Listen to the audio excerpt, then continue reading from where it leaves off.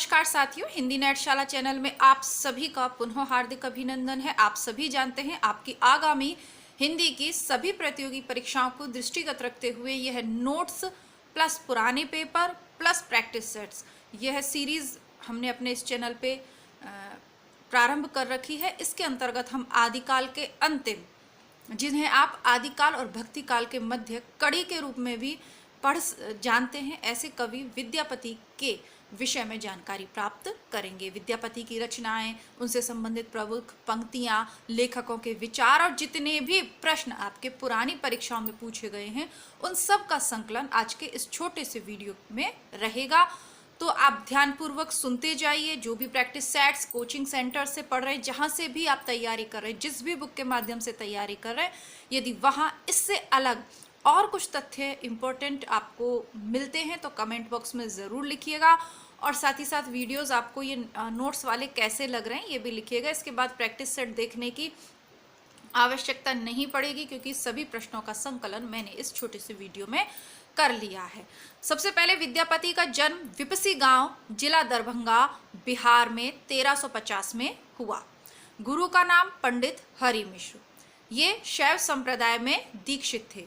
अब आप कहोगे कि राधा कृष्ण के ऊपर इन्होंने पदावली लिख दी होगी, लेकिन ये दीक्षित थे, शैव संप्रदाय को मानने वाले थे।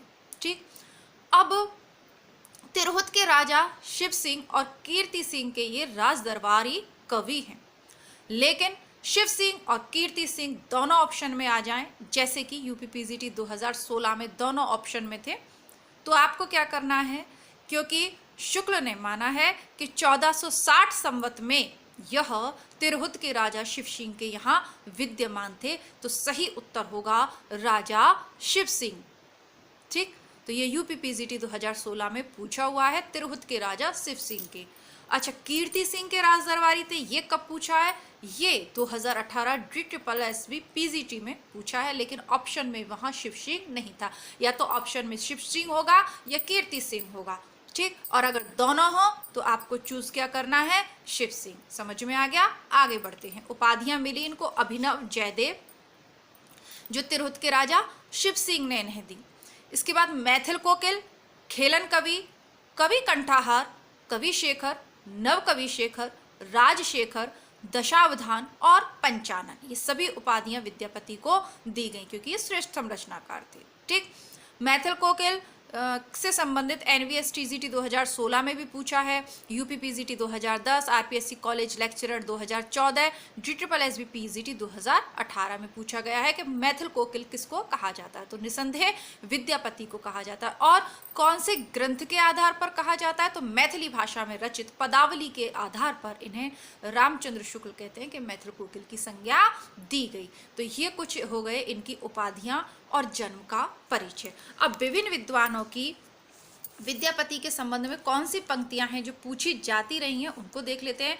बच्चन सिंह ने क्या कहा है? बच्चन सिंह, जो आप हिंदी साहित्य का दूसरा इतिहास बुक पढ़ेंगे तो उसमें पाएंगे कि बच्चन सिंह कहते हैं कि विद्यापति जातीय कवि हैं। जातीय कवि की संज्ञा किसने दी है विद्यापति को? बच्चन सिंह ने।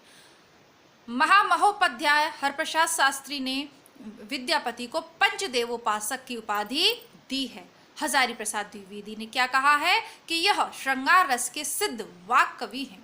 निराला ने पदावली के श्रृंगार पदों की मादकता को नागिन की लहर कहा है। ये सभी आपको अन्य बुक्स में देखने को भी मिल जाएंगे। ऐसा मैंने इसमें कुछ नया नहीं लिखा है, लेकिन बस उसको सरलतम रूप में सही तरीके से आपके समक्ष प्रस्तुत किया है, और साथ ही साथ यह बताने की कोशिश की है कि यह प्रश्न फला परीक्षा में पूछा गया था, ताकि आपको समझ में आए कि क्या पढ़ना है और क्या छोड़ना है। हजारों कवि हैं, हजारों में से सैकड़ों को पढ़ना है, और सैकड़ों से भी क्या चीज़ परीक्षा में पूछी जाती है और क्या नहीं। रामचंद्र शुक्ल की बुक हमने पढ़ी है, उसमें दोनों लाइनें पढ़ी थी, नोट कर दी हैं मैंने।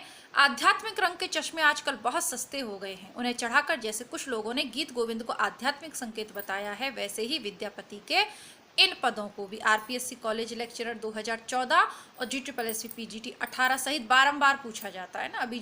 अभी मेरे पास जो प्रैक्टिस सेट्स है उसमें से नोट डाउन कर रही हूँ, बाकी धीरे धीरे जब आपके लिए PDF करूँगी तो और भी क्लियर आपको चीज़ें हो जाएंगी। अब देखिए, बहुत से लोग, जैसे पदावली जो है ना इनकी, उसमें राधा कृष्ण की लीलाओं का अनूठा वर्णन है। ठीक, उसमें श्रृंगारिकता के पद भी हैं, लेकिन लोग क्या कहते हैं कि ये भक्ति भाव की इसमें झलक मिलती है, लेकिन ऐसा नहीं है। शुद्ध श्रृंगारिक रचना है इनकी पदावली, और जो जयदेव की गीत गोविंद से प्रभावित है, तो इसीलिए शुक्ल ने ये कहा है।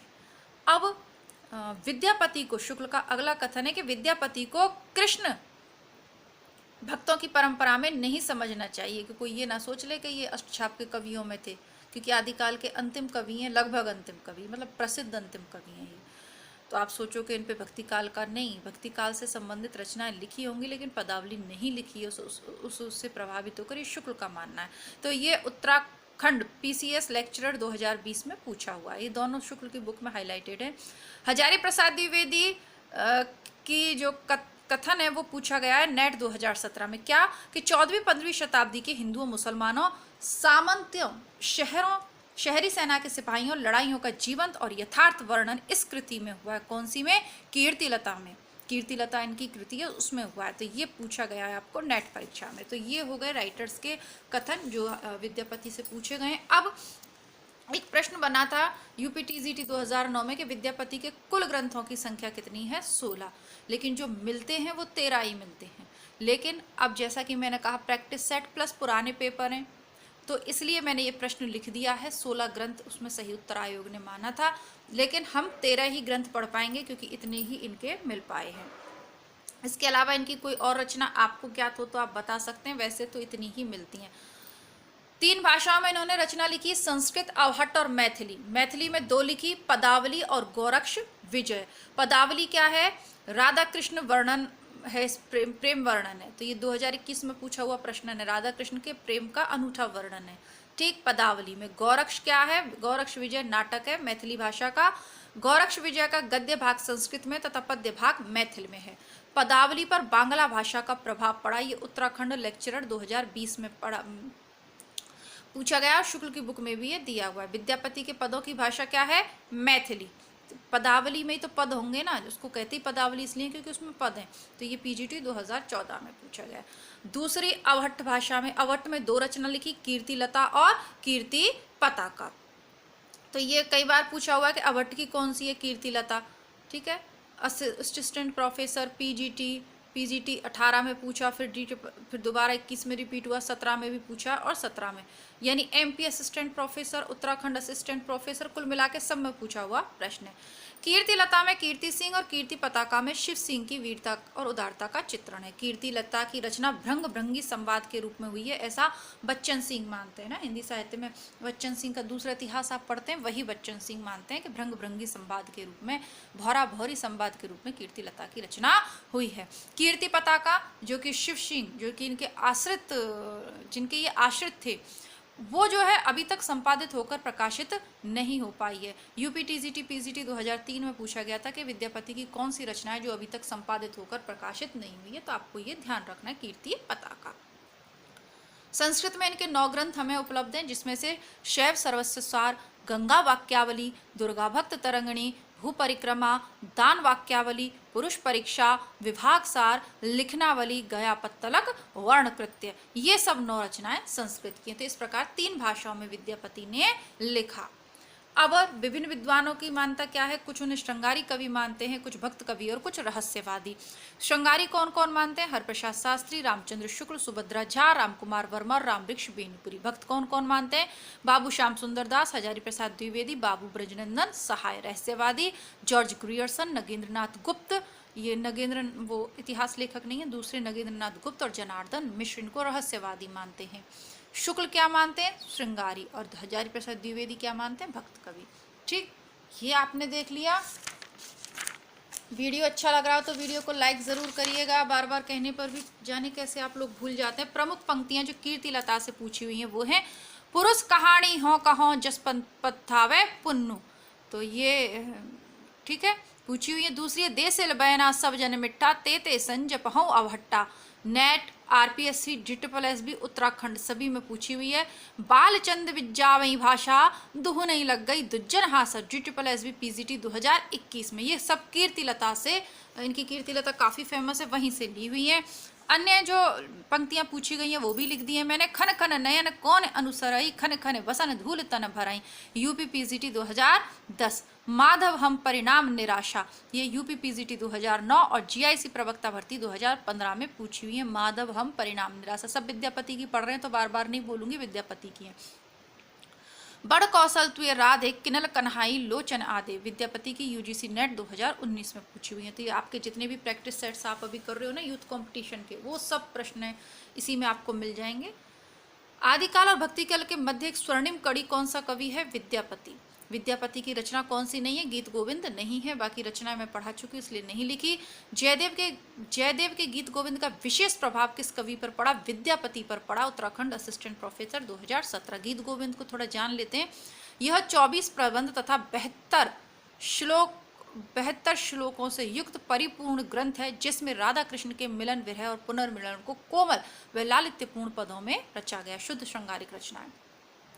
अब यूपीपीएससी डिग्री कॉलेज में क्या पूछते हैं कि मोहर बुज्जई कुसुम रस कब्ब कलास छइल और सज्जन पर उर आर मन और दुज्जन नाम मइल। ये पंक्तियां पूछी हुई हैं। ये आपको सरस्वती पांडे और गोविंद पांडे में भी नहीं मिलेंगी, वरना सरस्वती पांडे गोविंद पांडे तो मैं आपको पढ़ा चुकी हूँ, फिर मुझे कुछ पड़ी नहीं है कि मैं दोबारा से सब कुछ लिखकर आपके लिए प्रस्तुत करूँ। लेकिन जैसा मैंने कहा कि ये तमाम प्रैक्टिस सेट से ज़्यादा प्रश्नों का संकलन है। गोविंद पांडे सरस्वती पांडे में जो न लिखा गया है वो भी इसमें आपको मिल जाएगा। ठीक, आगे विद्यापति की भक्ति श्रृंगार परक पदावली अनूठी संपत्ति है, कौन से काल की है? डिग्री कॉलेज 2018 में। यूपी वालों सावधान हो जाओ, हिंदी साहित्य के आदिकाल की। यूपी टीजीटी 21 का पेपर काफ़ी कठिन लगता है ना, वहाँ पूछा गया था कि काम भाव और शरीर का सौंदर्य उनके यहाँ उत्सव के रूप में है। तो ये विद्यापति के बारे में किसने कहा था? राम स्वरूप चतुर्वेदी ने, जिसकी बुक हम अभी पढ़ रहे हैं, पढ़िएगा। आचार्य शुक्ल के अनुसार किस रचना के आधार पर विद्यापति मैथिल कोकिल कहलाए? पदावली। राजस्थान और उत्तराखंड दोनों की लेक्चरर परीक्षा में 2020 में एक साथ पूछा है।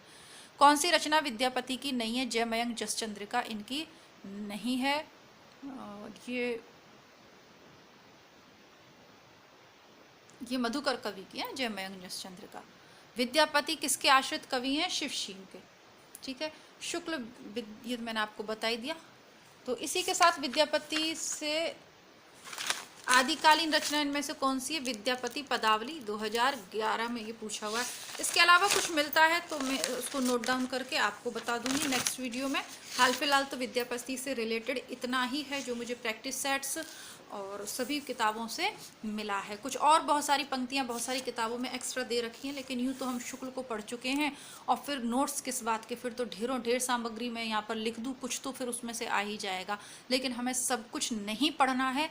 परीक्षा की सारगर्भित, संक्षिप्त और सटीक तैयारी करनी है तो कुछ इम्पॉर्टेंट चीज़ें हमें जाननी पड़ेंगी। कवि से संबंधित सब कुछ हमें जानना पड़ेगा। इसका मतलब ये नहीं है कि उनकी सारी किताबें हमको अलग अलग कवि की पढ़नी है। आशा करती हूँ वीडियो आपके लिए सारगर्भित और आगामी परीक्षा में उपयोगी रहेगा। अपने विचार कमेंट बॉक्स में ज़रूर लिखें अथवा लाइक के माध्यम से मुझ तक प्रेषित करें। धन्यवाद।